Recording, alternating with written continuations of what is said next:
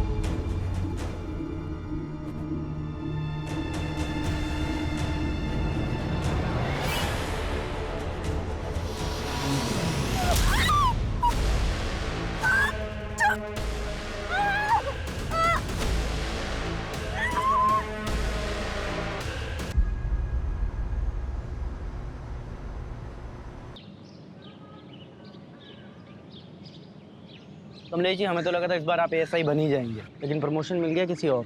अरे भाई, जब हम पुलिस में भर्ती हुए थे ना, तभी हमको पता चल गया था ये पुलिस की नौकरी मतलब थैंकलेस काम है। हम ऐसा नहीं सोचते हैं। ये एसआई बनने में जो है रिपोर्ट लिखने का झंझट है। हमारे लिए फील्ड का काम अच्छा है। फील्ड में जाना, लोगों की मदद करना, और उसके बाद ना हम शांति से रिटायर होना चाहते हैं और अपनी बीवी के साथ चैन की जिंदगी काटना चाहते हैं। अरे भाभी जी, बहुत लंबी उम्र है आपकी। अभी कमलेश जी आप ही के बारे में बात कर रहे थे। अच्छा, ये लीजिए आपका टिफिन। इधर रख दो। हाँ, और अंदर रख दो। काहे के लिए परेशान होती हो रोज रोज? हैं, सुबह दे दिया करो ना हमको। सुबह सुबह हम जो टिफिन देते थे आपको, वो तो आप कभी खाते ही नहीं थे। कहते थे कि ठंडा खाया नहीं जाता, इसलिए गर्मा गर्म लेके आते हैं। तुमको भी रोज काम पे जाना होता है, इतना लंबा आती हो, थक जाती होगी। अरे चिंता मत करो, हम आपसे बहुत जवान हैं। मतलब हम बूढ़े हैं? नहीं, हमने कब कहा कि आप बूढ़े हो गए हो। आप तो हमारे गब्बर हैं। हम चलते हैं, तुरंत खा लीजिएगा। जी मैम। आप भी कुछ। अबे मियाँ बीवी की बातें सुनना अच्छी बात नहीं होती। आओ खाना खाते हैं। कमलेश जी, आप हो किस्मत वाले जो आपको इतना प्यार करने वाली पत्नी मिली। बेटा ट्रिक होती है, बीवी के लिए कभी कभी गिफ्ट लाया करो, बाहर ले जाया करो घुमाने के लिए। क्या मजाक मस्ती चलिए, चलने की तैयारी करो। कहाँ चलना है मनीष? मनीष सर, भूल गया? प्रमोशन हो गया है मेरा। जी सर। देख क्या रहे हो, मर्डर केस है। चलो। और चलो चलो चलो।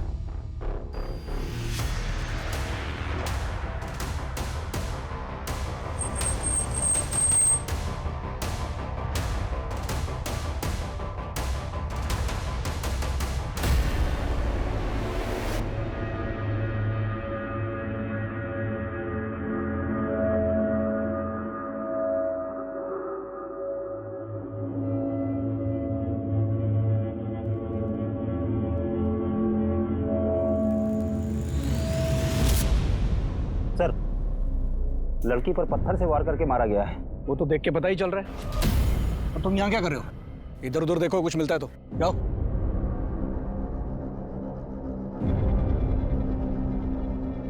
लगता है सर रेप भी हुआ है। वो तो पता चल ही रहा है, कपड़े फटे हुए हैं इसके। जी सर, मैं इधर देखता हूँ कुछ। और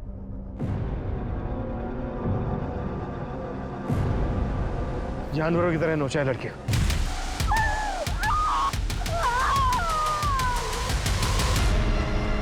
बहुत ही ब्रूटल मर्डर। लड़की गहरी रंजिश रही होगी लड़की के साथ। सर, आसपास कुछ भी काम का नहीं मिला है सर। सर जारी रखो और लड़की की पहचान जल्द से जल्द करने की कोशिश करो। सबके काम में डिसाइड करूं या फिर आपस में डिवाइड कर लोगे? हो जाएगा सर। गुड। और ये अपनी पर्सनल खर्च ना साइड में रखो, क्राइम की संजीदगी को समझो। ओके? वो लाश मिले 12 घंटे हो चुके थे, लेकिन उसकी पहचान का कोई क्लू नहीं मिला था। ये केस ऐसे रहस्यों में दबा था जो पुलिस की नींद उड़ाने वाले थे।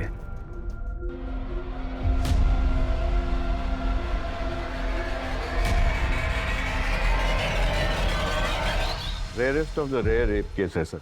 इसका न सिर्फ रेप किया गया है बल्कि ब्रूटली टॉर्चर भी किया गया इसको। इसकी लेफ्ट हैंड की ये चारों उंगलियां फ्रैक्चर्ड, गले पर बाइट मार्क्स हैं दोनों तरफ, और वैसे ही बाइट मार्क्स उसके चेस्ट पर भी हैं। शरीर को बुरी तरह से नोचा खरोचा गया है और फिर पत्थर मारकर इसको जान से मार दिया। गैंग रेप है डॉक्टर? नहीं सर, इसके शरीर से सिर्फ एक ही आदमी का डीएनए मिला है। जिस तरह से इसको रेप करके मारा गया है, उससे तो यही लगता है कि किलर बहुत ही विकृत मानसिकता है।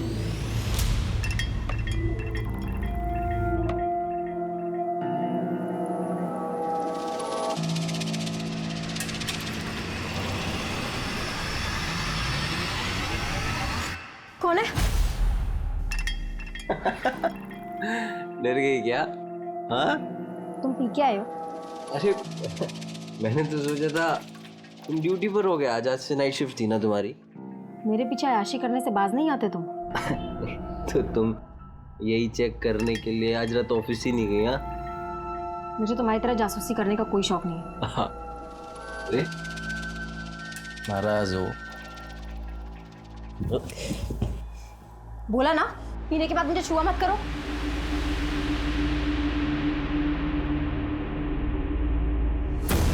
समझती क्या तू अपने आप को? हाँ, अगर इतने ही खलते हो तो शादी क्यों की मुझसे? इसीलिए तो पछता रही हूँ। सारी तो अब पछता पछता।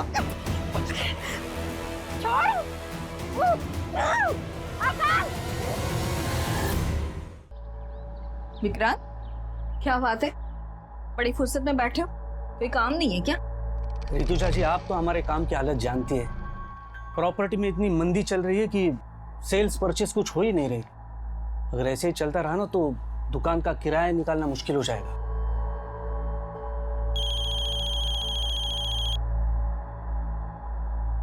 हेलो मैम, आप मेरी हेल्प करने के लिए जल्दी से आ जाइए। वो मुझे परेशान करने फिर से आ गया है। तुम रो मत, मैं आ रही हूँ।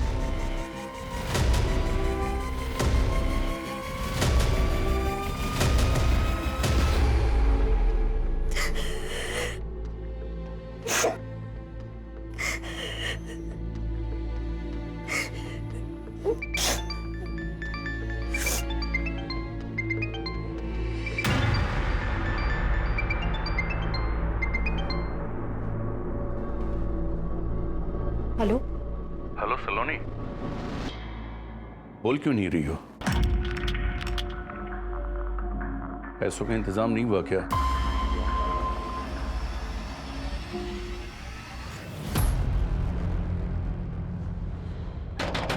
दरवाजे खोलो! दरवाजे खोलो! विजेता, हम हैं। ऋतुजा, खोलो। बेटा, नाटक मत कर, समझी ना? अब भी तुम्हें एक घर को छोड़कर जाना पड़ेगा। अरे ऐसा कैसे घर छोड़ना पड़ेगा? ये सारी गलती आपकी है। हमारी? जी। अरे ब्रोकरेज के लालच में आकर आप ऐसे किराया दर दी हमको, जिसका रेप हो चुका था। इस लड़की का रेप हुआ है तो इसमें इस बेचारी का क्या दोष? एक बात कान खुलकर सुन लीजिए, एग्रीमेंट के लॉकिंग टाइम तक आपने इसको जरा भी परेशान किया ना, अंदर करवा दूंगी। सर, मैंने कई सेक्स ऑफेंडर्स को राउंड अप किया है, सबका रिमांड चालू है, लेकिन किसी ने मुंह नहीं खोला है। जब तक इस लड़की की पहचान नहीं पता चल जाती तब तक यह केस आगे नहीं बढ़ पाएगा। सर, मैंने भी आसपास के थानों में पता किया, कहीं किसी लड़की की मिसिंग की कंप्लेंट नहीं मिली। तो हाथ पे हाथ रख के बैठ जाओ। नहीं सर, मैं सर्चिंग चालू है। सर, मैंने कमलेश को सुपरवाइज करने के लिए कहा, तो फिर उसने कोई अपडेट ही नहीं दिया। अगर वो अपडेट नहीं देगा तो तुम फोन करके उससे नहीं पूछो। हाँ कमलेश, बोलो। सर, मेघनगर के किराने वाले ने उस लड़की का फोटो आइडेंटिफाई किया है। वो लड़की उसी की दुकान से राशन खरीदती और पास में ही अपने पति के साथ किराए पर रहती है। हम वहीं जा रहे हैं सर। तुरंत एड्रेस भेजो, हम भी वहीं पहुंचते हैं। किशोर, गाड़ी निकलो। मनीष, जिन लोगों को राउंड अप किया है उगलवाओ उनसे।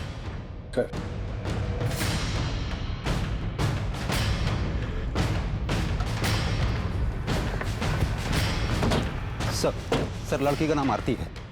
अपने पति के साथ किराए पर रहती थी यहीं पर। मकान मालिक बगल में ही रहते हैं। ये सर हरिचरण, आरती के मकान मालिक। ताला खोलो। सर चाबी नहीं है, चाबी मेरे दूसरे घर पे रखी है सर। मैंने लड़के को भेजा है, वो चाबी लेके आता ही होगा। इस लड़की आरती का हस्बैंड कहाँ है? सर अभी तो कुछ पता नहीं, कई दिनों से यहाँ ताला लगा हुआ था। सर साहब आए थे तो मैंने विनोद को फोन भी किया था, लेकिन उसका फोन तो बंद आ रहा है। विनोद, ये आरती के हस्बैंड का नाम है? हाँ जी सर। कब से रह रहे थे ये दोनों यहाँ किराए पर? ये तकरीबन 7 महीने हो गए। ये है हमारा सिटिंग एरिया और ये है हमारा घर। पसंद आया तुम्हें?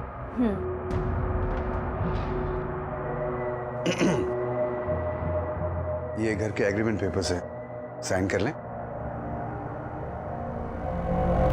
विनोद की पत्नी का इतनी बुरी तरह से रेप हुआ है, मर्डर हुआ है। विनोद गायब कहाँ है? उसका तो मुझे कोई आइडिया नहीं है सर। काम क्या करता था विनोद? विनोद कहता तो था कि मैं जॉब ढूंढ रहा हूँ, लेकिन वो दोनों बहुत ठाठ से रहते थे सर। देख करके कभी ऐसा लगा नहीं कि उनको कोई पैसों की कमी हो। आरती जल्दी करो, मूवी शुरू हो जाएगी। हमेशा लेट।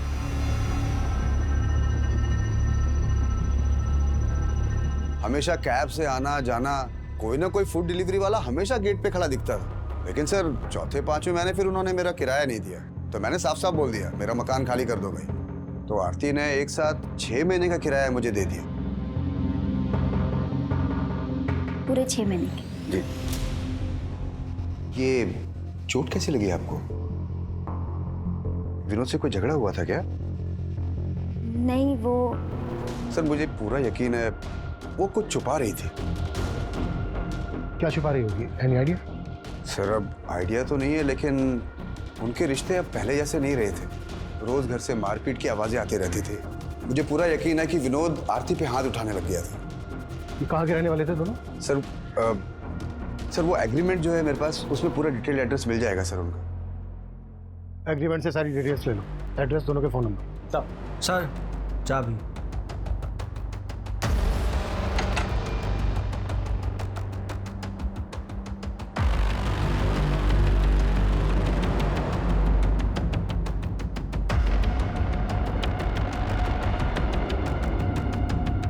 पूरे घर की तलाशी लो, कुछ भी छूटना नहीं चाहिए।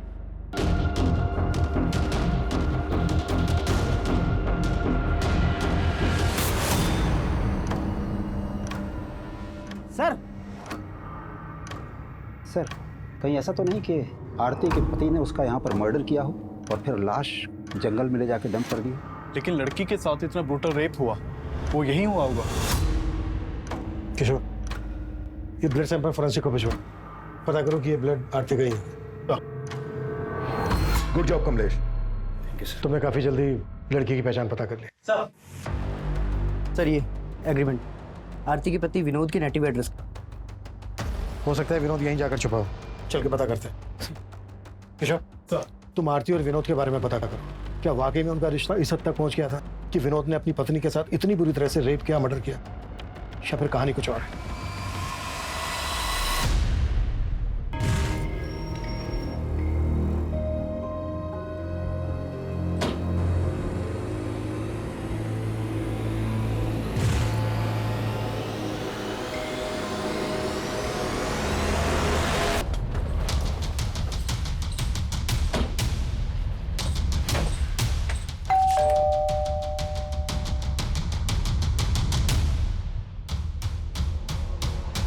विनोद कहाँ है?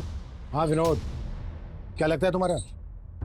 वो मेरा बेटा है साहब, पर अब वो यहाँ नहीं रहता। लेकिन आप लोग यहाँ किस लिए आए? तुम तो ऐसे पूछ रहे हो जैसे तुम्हें कुछ मालूम नहीं है। मेघनगर में विनोद की पत्नी आरती की लाश मिली है हमें। बुरी तरह से रेप हुआ है, उसका मर्डर हुआ है, और विनोद गायब है। कहाँ छिपा है वो? साहब हमको इस बारे में कुछ नहीं मालूम, और हम तो वैसे भी 7 महीने से विनोद से नहीं मिले। असल में विनोद और आरती भाग कर शादी किए थे, और तुम इस शादी के खिलाफ थे। कहीं ऐसा तो नहीं है किसी बात का बदला लिया आरती से? ये साहब मैं बता चुका हूँ आपको कि हम नहीं जानते कि आरती और विनोद कहाँ रहते थे। आरती के घर वाले कहाँ रहते हैं? क्या हमारी बेटी के साथ? किसने किया ये सब हमारी बेटी के साथ? उस विनोद के अलावा कौन होगा पापा? शक तो हमें भी विनोद पर ही है। आप लोगों को सच में नहीं मालूम था कि वो दोनों कहाँ रह रहे थे? क्या फिर आप लोग हमसे कुछ छुपा रहे हैं? हम आपसे क्या छुपाएंगे साहब? हम तो खुद पिछले 7 महीनों से बेटे का शक्ल देखने को तरस गए थे। उसने आरती को इतना बरगलाया था कि हमारी बेटी यहाँ से अपनी माँ के सारे गहने रुपए पैसे लेके उसके साथ भाग गई थी साहब। अब जब हमारी बेटी से उसका मन भर गया होगा तो उसने उसका ये हाल किया। हमें उस पर पहले से शक था साहब, वो सही आदमी नहीं था, लेकिन आरती नहीं मानी, वो हम सबको छोड़ के चली गई साहब। सर, आरती और विनोद, हम दोनों के घर वालों का भरोसा नहीं कर सकते। ऑनर किलिंग का भी एंगल हो सकता है। जितनी बुरी तरह से आरती का रेप हुआ है,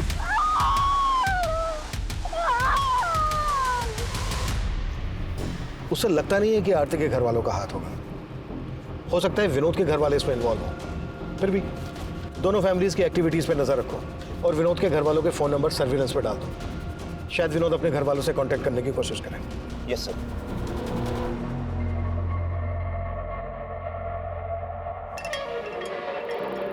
आकाश, ये तुमने ठीक नहीं किया।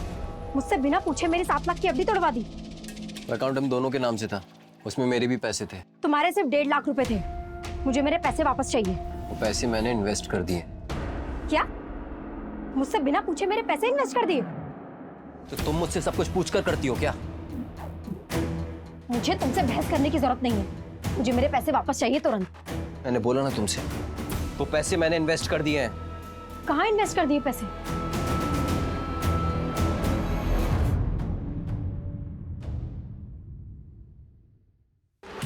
सुनो, तुम जल्दी से छुप जाओ, कहीं भी जल्दी करो, छुप जाओ।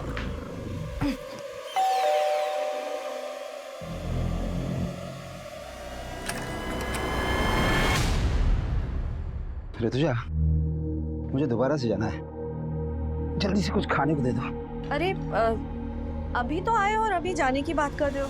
अरे एक केस के सिलसिले में जाना है, मुश्किल केस है थोड़ा सा। अगर ध्यान नहीं दिया तो कोई बेगुनाह फंस सकता है।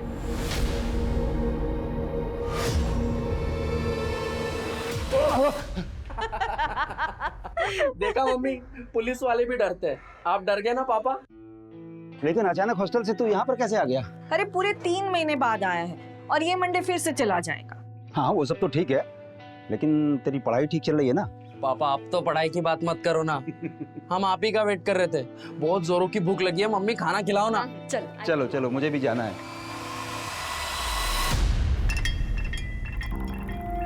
तो तुम मेरा पीछा कर रहे हो? सलोनी, तो मेरी बात सुनो सलोनी, मैंने कुछ ज्यादा गुस्से में बात करी। घर चलो आराम से, मैं तुमको एफडी के बारे में सब मुझे बता। तुमसे बात ही नहीं करनी है। अरे मेरी चलो। सर, आरती का फोन 7 सितंबर की रात करीब 10 बजे मेघनगर में बंद हुआ था और वहीं हमें आरती की लाश मिली थी। पोस्टमार्टम रिपोर्ट के मुताबिक कोई 10 बजे के आसपास आरती का मर्डर हुआ था। उस वक्त विनोद का फोन का एक्टिव था? सर, विनोद का फोन उस वक्त उसके घर वाले एरिया में एक्टिव था। विनोद का फोन 8 सितंबर की रात को बंद हुआ था। 8 सितंबर की रात को, यानी आरती के मर्डर के लगभग 24 घंटे बाद तक विनोद का फोन एक्टिव था। हाँ सर, मैंने आरती और विनोद दोनों के कॉल रिकॉर्ड्स चेक किए, उसमें एक कॉमन नंबर मिला है। किसका नंबर है? सर, वो इस सिकंदर नाम के आदमी का नंबर है। आरती और विनोद दोनों की इससे बातचीत होती थी। सर, सिकंदर ने ही आरती को आखिरी बार कॉल किया था और हत्या वाली रात क्राइम सीन पे इसका नंबर भी एक्टिव था।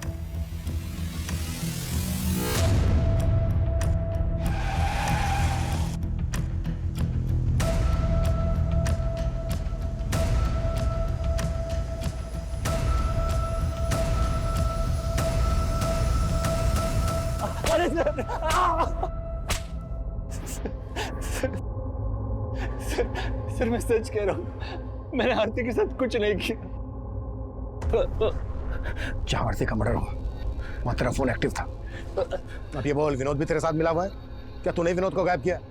सर, मैं विनोद से मिला हुआ नहीं हूँ और मैं भला विनोद को क्यों गायब करूंगा?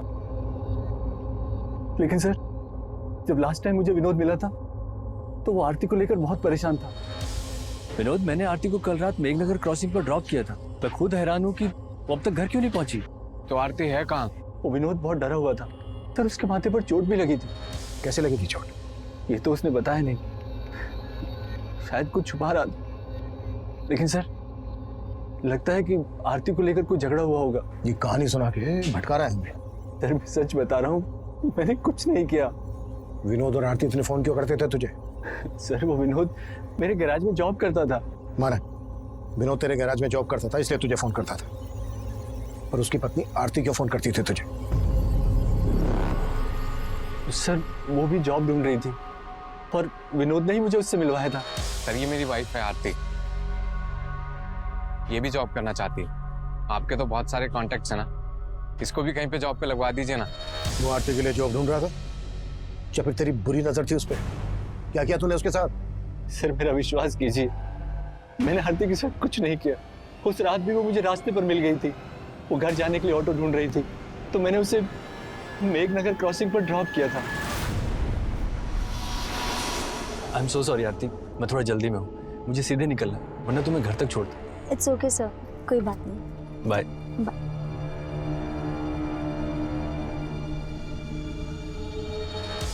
उसके बाद क्या हुआ मुझे कुछ नहीं पता सर। ये कहानी बनाना बंद कर, 5 मिनट के बाद सब उठेगा। कटास साले। सर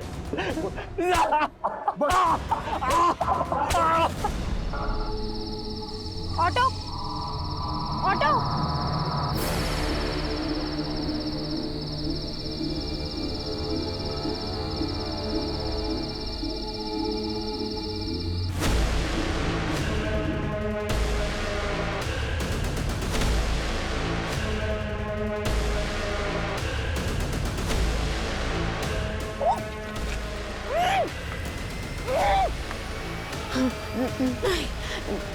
नहीं। सर सिकंदर को बहुत तोड़ा लेकिन वो कुछ उगला नहीं। डीएनए लो और आरती की बॉडी से जो हमें रजिस्टर्ड डीएनए मिला मैच करो। सर विनोद पर क्या लीड है? सर उसके फादर का फोन सर्विलेंस पे, लेकिन कुछ भी सस्पिशियस नहीं मिला। हो सकता है विनोद कहाँ गायब है ये सिकंदर जानता हो। एक काम करो, सिकंदर को जाने दो और नजर रखो उस पर। सर मनीष सर सिकंदर बोल रहा था कि जब विनोद उसके पास आरती को पूछने आया था तो विनोद के सर पे चोट लगी। आरती के घर से जो हमें ब्लड मिला है चेक किया, आरती का ही है। सर वो कमलेश देख। सर मैं देखता हूं। बेटर। सर ब्लड की फॉरेंसिक रिपोर्ट आ गई है। आरती के घर जो खून के धब्बे मिले थे वो आरती के ब्लड ग्रुप से मैच नहीं कर रहे हैं। विनोद पर क्या रिपोर्ट है? सर विनोद की तो कोई लीड नहीं मिली, लेकिन मैंने आरती के घर वालों की एक्टिविटीज चेक की। जिस दिन आरती की हत्या हुई थी उस दिन आरती के फादर और उसका भाई, इन दोनों का फोन आरती के घर वाले एरिया में एक्टिव था। यानी कि उस दिन मेघनगर आए थे और इन्होंने हमसे झूठ बोला कि इनको मालूम नहीं था आरती और विनोद कहाँ रहते हैं। एक टीम भेजो दोनों को उठाने के लिए। सर कंट्रोल रूम से फोन आया था, जैविकपुरा में एक और लड़की की लाश मिली है।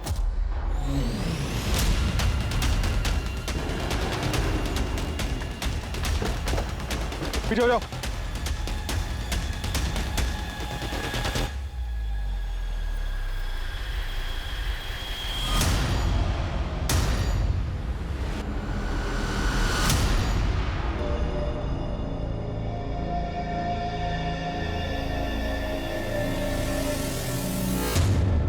अरे सर इस लड़की की तो मिसिंग कंप्लेंट है। आकाश इसके पति ने इसकी कंप्लेंट लिखवाई थी और इसका नाम सलोनी है। ये देखिए।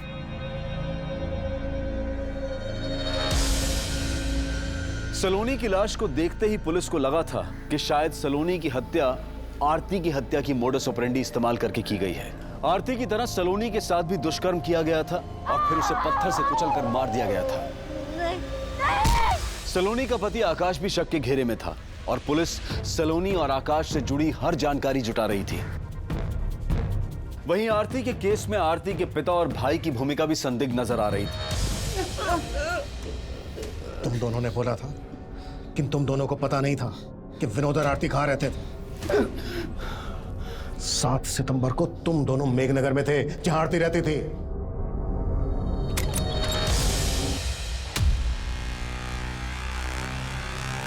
अंदर देखो। आरती, आरती। पापा अंदर भी नहीं है आरती। कहाँ है आरती? आरती नहीं है यहाँ पापा। पापा इससे जारी जोड़ेगा? मार के खत्म कर देंगे। मार देंगे। मार।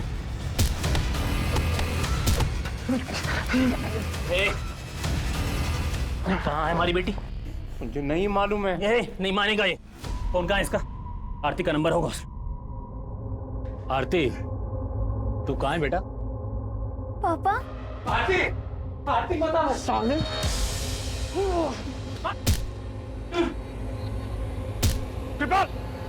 रुक जा बेटा। उसको चोट बहुत लग गई थी, हम लोग घबरा गए थे और हम दोनों वहां से चले गए थे साहब। ऐसे नहीं उगलेंगे ये दोनों। कुट्टस! इन पैसे भरोसा नहीं कर सकते। इनका भी डीएनए लो और रेपिस्ट के डीएनए से मैच करवाओ। हाँ मनीष बोलो। सर, ये सलोनी और आकाश की आपस में बनती नहीं थी। पड़ोसियों ने कहा कि वो आपस में काफी झगड़ा करते थे और उसी की एक कुलीग ने कहा कि वो तो अपने पति से डाइवोर्स लेने तक की बातें कर रही थी। सर ये क्या बोल रहे हैं आप? सर झगड़े किन मियां बीवी के बीच में नहीं होते। ड्रामा बंद करिए, सब पता है हमें। सलोनी की हत्या से 3 दिन पहले तूने तेरी और सलोनी की 7 लाख की एफडी तोड़वाई थी। और क्या क्या किया तूने, अब ये तू हमें बता। सर मैं सच कह रहा हूँ, मैंने कुछ नहीं किया। जरूर इस सब में उसके चाचा का हाथ है। वो उससे 12 लाख रुपए मांगकर उसको टॉर्चर कर रहे थे सर। क्या? जी सर, सलोनी के पेरेंट्स की डेथ के बाद सलोनी के चाचा ने उसके घर पर कब्जा कर लिया था और उसे 12 लाख की मांग कर रहे थे कि अगर वो 12 लाख रुपए दे दे तो वो घर छोड़ देंगे। और सलोनी पैसा देने के लिए तैयार भी हो गई थी, इसलिए मैंने वो एफडी तोड़वाई थी सर। मुझे तुमसे बहस करने की जरूरत नहीं है, मुझे मेरे पैसे वापस चाहिए तुरंत। मैंने बोला ना तुमसे, वो पैसे मैंने इन्वेस्ट कर दिए हैं। देखो आकाश, प्लीज मुझे मेरे पैसे वापस कर दो। मुझे चाचा को 12 लाख रुपए का इंतजाम करके देना है। वो तुम्हारा अपना घर है, अपने घर के लिए तुम 12 लाख क्यों दोगी? वो पैसे तो मैंने बचा लिए, लेकिन बाद में मैंने चेक किया तो घर से सलोनी के गहने गायब थे। घर से सलोनी के गहने गायब, और ये बात तू हमें अब बता रहा है? सर मैंने कल रात में ही चेक किया था। अरे ऋतुजा जी, आइए आइए। दरअसल हम आप ही के बारे में इनसे बात कर रहे थे। अच्छा, हाय विष्णु, नमस्ते। बैठिए। Nice to meet you.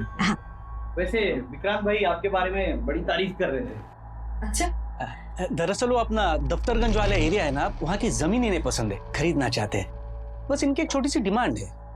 Demand? जी, और वो डिमांड सिर्फ आप ही पूरी कर सकती हैं। लेकिन आपकी डिमांड क्या है?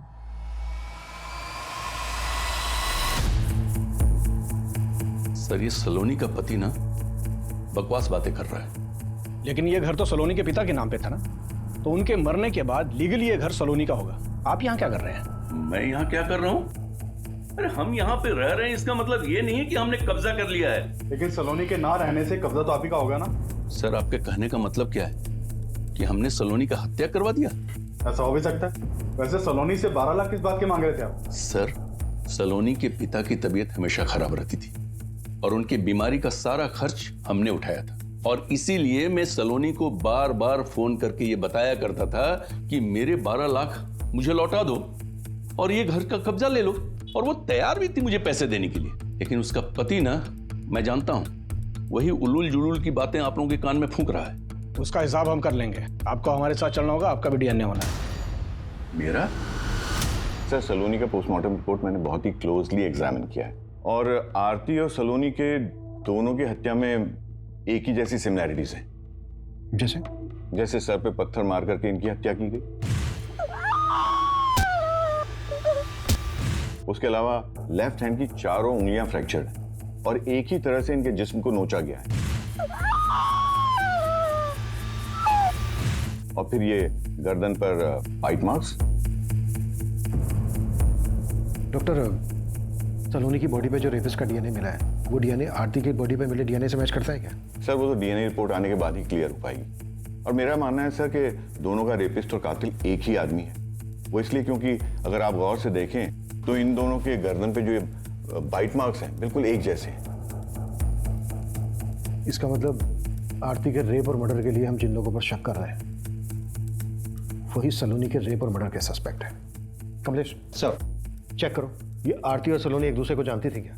इन दोनों में कुछ कॉमन कनेक्शन है क्या?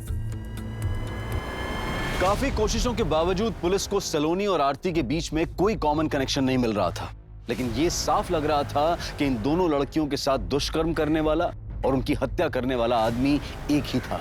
देखते ही देखते इन दोनों केसेस ने पूरे क्षेत्र में हड़कंप मचा दिया। विमेन सेफ्टी को लेकर पुलिस पर सवाल उठने लगे और इसी दौरान कुछ ऐसा हुआ जिसने पुलिस को फिर से हैरान कर दिया। कमलेश, कहां था तू? ये टाइम है आने का? रो क्यों रहा है? मनीष, क्या हुआ? ऋतुजा का कुछ पता नहीं चल रहा है यार। हमारी पत्नी कल रात से गए? कैसे कमलेश? कुछ मालूम नहीं चल रहा है सर। रोज की तरह रात को घर पहुंचा तो ऋतुजा घर पर नहीं थी सर। नॉर्मली 6-7 बजे तक घर पहुंच जाती है। इधर हमने इंतजार किया लेकिन वो आई नहीं। फिर हमने उसके पार्टनर विक्रांत को फोन लगाया सर। विक्रांत, ऋतुजा अभी तक घर नहीं पहुंची है, तुमसे कुछ बोल के गई है क्या? वो तो शाम को 5:30-6 बजे के आसपास ही दुकान से निकल गई है। सर रात भर ढूंढते रहे लेकिन कुछ। कमलेश, ये बात तुमने हमें रात ही क्यों नहीं बताई? सर हमें लग रहा था कि मिल जाएगी लेकिन अब कुछ समझ में नहीं आ रहा है सर। कमलेश, हिम्मत रखो, हम ढूंढ लेंगे तुम्हारी पत्नी ऋतुजा को। सर,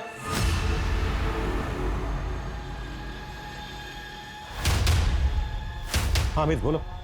हाँ सर, वो आरती के पति विनोद का फोन कानपुर में ऑन हुआ था। कानपुर पुलिस से कांटेक्ट करो, इसकी अपडेट दो हमें, शायद वहां से हमें कोई लीड मिल जाए। सर, ऋतुजा जी को लेकर मैं खुद परेशान हूं सर। मुझे समझ में नहीं आ रहा कि वो कल रात घर क्यों नहीं गई। कल ऋतुजा जी कितने बजे निकली थी यहाँ से? करीब 5:30 बजे। विक्रांत, वो राजीव नगर वाला घर अगले महीने खाली हो रहा है तो उसके लिए किराएदार ढूंढना है। हम चलते हैं, बाकी की बात सुबह करेंगे। और उन्होंने आपको बताया था कि वो कहाँ जा रही हैं? नहीं सर, बताया तो नहीं था लेकिन मुझे तो लगा कि वो घर ही गई होंगी। आपको किसी पे शक है? शक तो नहीं है सर, लेकिन हाँ एक बात थी जो मैं कमलेश जी को फोन पे बताना भूल गया। कैसी बात? सर, कल एक विष्णु नाम का आदमी आया था। हमारा दफ्तरगंज वाला एरिया है, वहां की जमीन खरीदनी थी उसे, लेकिन उसकी एक डिमांड थी जो ऋतुजा जी को पसंद नहीं आई। आपकी डिमांड क्या है? एक्चुअली ऋतुजा जी, वो जो जमीन है उसके एकदम पास एक छोटी सी जमीन का टुकड़ा है जहाँ पे कुछ झुग्गी झोपड़ियाँ भी हैं। मैं चाहता हूँ कि वो जमीन का टुकड़ा हमें मिले। वो जमीन उन आदिवासियों की है, आपको कैसे मिल सकती है? तो उनको कुछ पैसे दे देंगे ना, इसमें कौन सी बड़ी बात है। देखिए, हमें वो जमीन का टुकड़ा चाहिए और हम जानते हैं कि वो काम सिर्फ आप करवा सकती हैं। वैसे भी आपके पति तो। उठ जाइए, उठ जाइए और निकलिए यहाँ से। आप बदतमीजी कर रही हैं। तो क्या हाथ उठा के बात करें? ऋतुजा जी ने जिस तरह उसे भगा दिया, हो सकता है उसी ने उसका बदला लिया हो। कौन था ये आदमी? इसका कुछ नाम एड्रेस मालूम है आपको? हाँ सर, बताएं। सर, कमलेश जी की बीवी ऋतुजा का फोन कल रात हरिनगर एरिया में बंद हुआ था। कमलेश से पूछो कि हरिनगर में उसकी जान पहचान वाला कोई रहता है क्या? सर, हमने कमलेश जी से बात की है, उनका कहना है कि वहाँ उनका ऐसा कोई भी नहीं रहता जहाँ ऋतुजा जा सके। तो पूरे हरिनगर में अच्छे से पूछताछ करो। सर, एक तरफ हेड कांस्टेबल कमलेश की पत्नी ऋतुजा की तलाश की जा रही थी, तो विनोद को भी एक प्राइम सस्पेक्ट मानकर ढूंढा जा रहा था। दोनों क्राइम सीन्स के एरिया के आसपास मौजूद कई सीसीटीवी फुटेजेस को लगातार खंगाला जा रहा था। वहीं ऋतुजा के पार्टनर विक्रांत के बयान के आधार पर अब विष्णु बिष्ट को भी तलब किया गया। सर, ऋतुजा जी ने जब मना किया तो मैंने बात वहीं खत्म कर दी। बात खत्म नहीं हुई। ऋतुजा ने जलील करके निकाला था तुझे, बुरा तो लगा। सर, लगा था, लेकिन मैं वहां पे अपनी मर्जी से नहीं गया था। मुझे विक्रांत ने फोन करके बुलाया था। विक्रांत ने? जी। उन्होंने कहा था कि ऋतुजा मेरा काम करवा देगी, लेकिन उसने तो उसके मुंह के सामने ही मना कर दिया। फिर मैं वहां से चला गया। सर, हरिनगर के जंगल में कमलेश की बीवी ऋतुजा की लाश मिली है।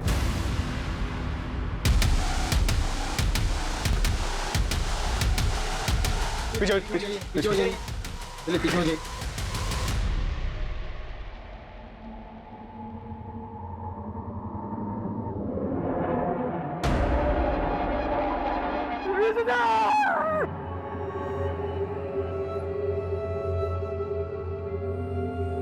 हमने कब कहा कि आप बूढ़े हो गए हो? आप तो हमारे गब्बर है। ऐसा कौन सा केस आ गया था कि आपको 10 मिनट खाने का टाइम नहीं मिला?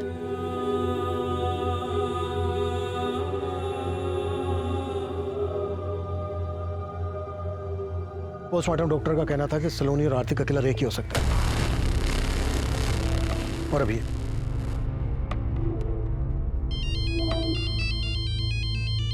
सर, हेलो, ठीक है सर, विनोद कानपुर में पकड़ा गया है।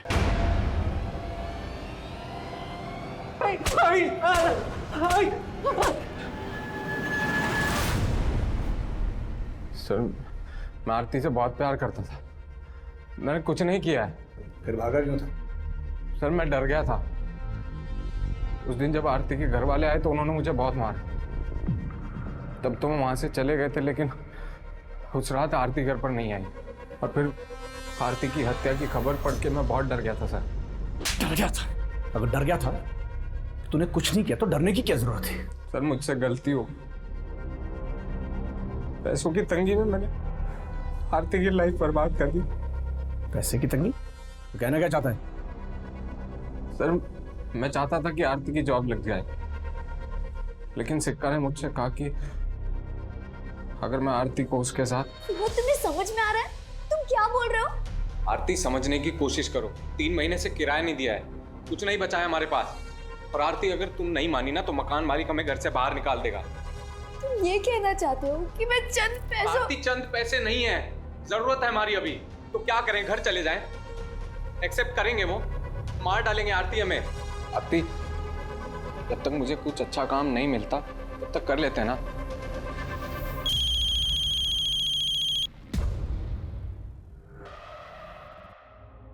हेलो आरती, तू कहाँ है बेटा? पापा। आरती, आरती बता सामने।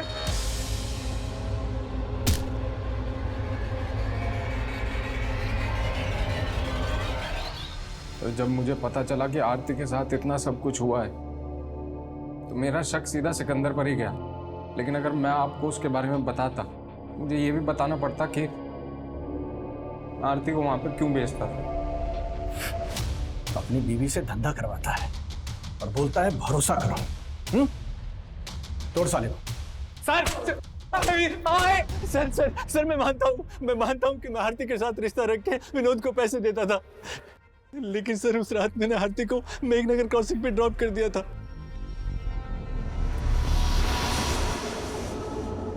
उसके बाद आरती के साथ क्या हुआ मुझे सच में कुछ नहीं मालूम सर। आरती के अलावा और किन किन लड़कियों के साथ रिश्ता है तुम्हारा? बहुत सी लड़कियों के साथ, लेकिन सर मैंने किसी को मारा नहीं। सच। ये सलोनी है, इसके साथ भी तुम्हारा रिश्ता था? नहीं सर, मैं इसे नहीं जानता। कमलेश, तुम्हें विक्रांत पर शक नहीं है? नहीं सर, ऋतुजा ने कभी विक्रांत के बारे में ऐसा कुछ बताया नहीं। विष्णु ने हमें बताया कि उसने विक्रांत के कहने पर ही दफ्तरगंज की ट्राइबल एरिया वाली जमीन खाली करवा के खरीदने की डिमांड रखी थी। हो सकता है ऋतुजा का मना करना विक्रांत को बुरा लगा हो और विक्रांत ने ही ऋतुजा का रेप और मर्डर किया हो। बाकी दोनों मर्डर्स का एमओ इस्तेमाल कर। हमारी तो कुछ समझ में नहीं आ रहा है सर।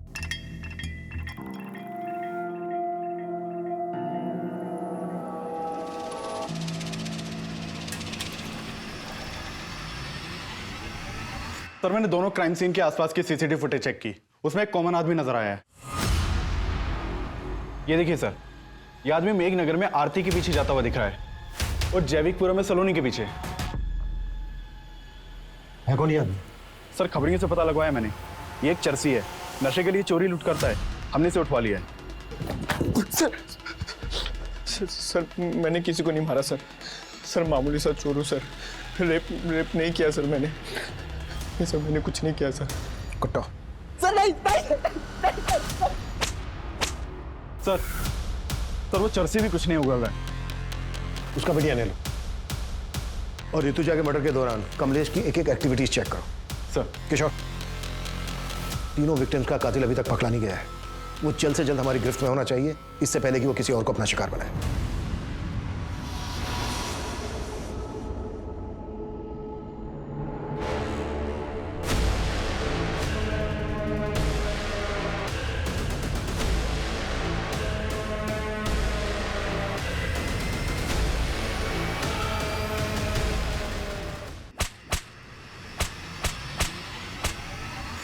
सर वो दोनों लड़के को सर मैंने ही मारा है सर। लेकिन तीसरा मर्डर मैंने नहीं किया सर। सर नशा करने के बाद मुझे पता नहीं चलता है सर मैं क्या कर रहा हूँ क्या नहीं कर रहा हूँ। कुत्ता साले। नहीं सर नहीं।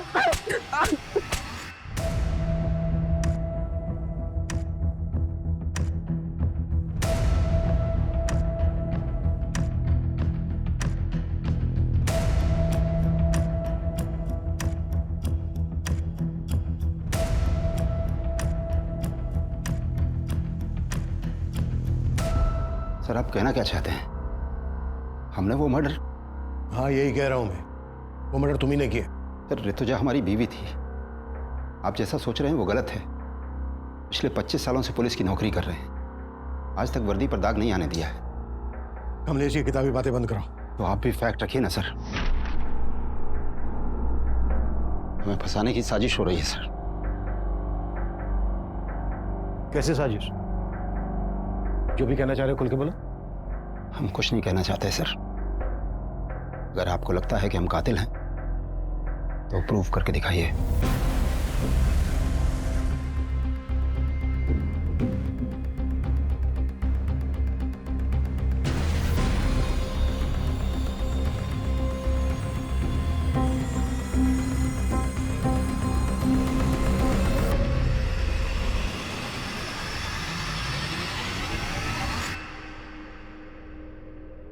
हेलो डॉक्टर, ऋतुजा की पोस्टमार्टम रिपोर्ट का क्या स्टेटस है? Are you sure doctor?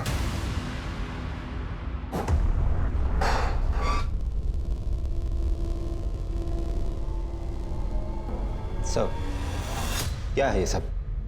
इतने सालों काम करने की तुम प्रूव करने की बात कर रहे थे ना, अब हम प्रूफ के साथ आए हैं। कहना क्या चाहते हैं आप? वो ये कि तुम्हारी पत्नी ऋतुजा की बॉडी पे जो खरोंच के निशान मिले हैं वो आरती और सलोनी की बॉडी पे मिले खरोंच के निशान के जैसे तो हैं, लेकिन एक ही आदमी ने नहीं बनाए। हाँ, कुछ समझा नहीं।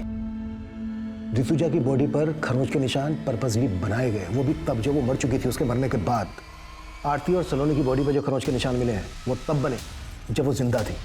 अभी बात हुई मेरी डॉक्टर से। डॉक्टर का कहना है कि ऋतुजा के गले पे जो बाइट मार्क है वो आरती और सलोनी के गले पे मिले बाइट मार्क से बिल्कुल अलग है, मतलब अलग आदमी का है। डॉक्टर ने यह भी बताया कि ऋतुजा का रेप नहीं हुआ था, जबकि आरती और सलोनी का रेप हुआ था।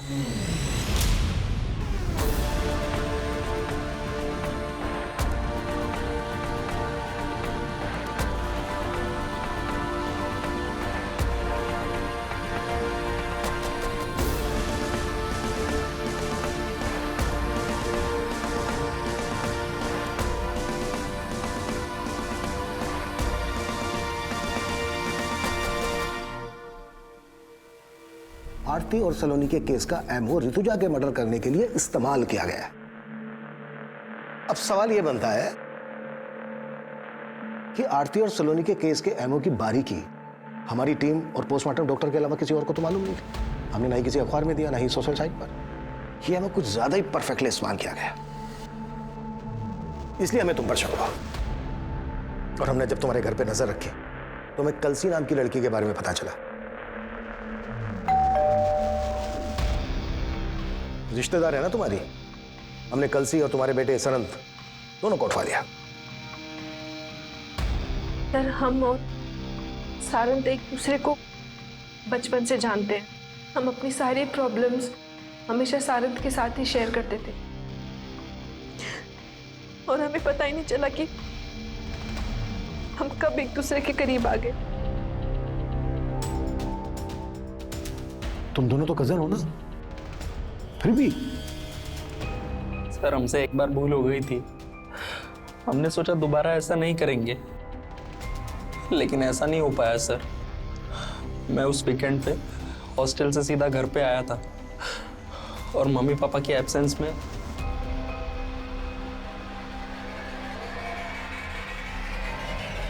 सारंग, बेशरम, ये क्या कर रहा है तू? और तू शर्म नहीं आई तुझे? हाँ, कजीन हो तुम उसकी, बड़ी बहन हो, शर्म नहीं आई? चाची माफ कर दो गलती। अरे क्या माफ कर दो? क्या माफ कर दो तुझे? और तू ना, तेरे को तो क्या करूं मैं? तेरी वजह से सब हुआ है। तू निकल। क्या किया?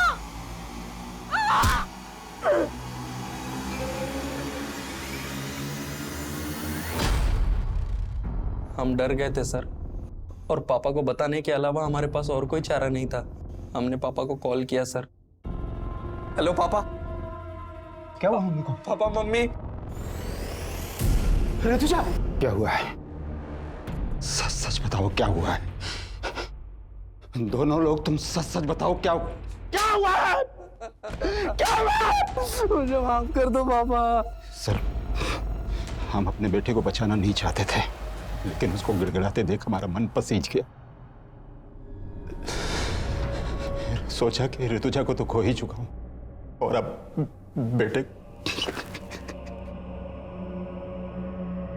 हम मानते हैं कि हम अपने फर्ज से डगमगा गए थे सर, पर हम बेबस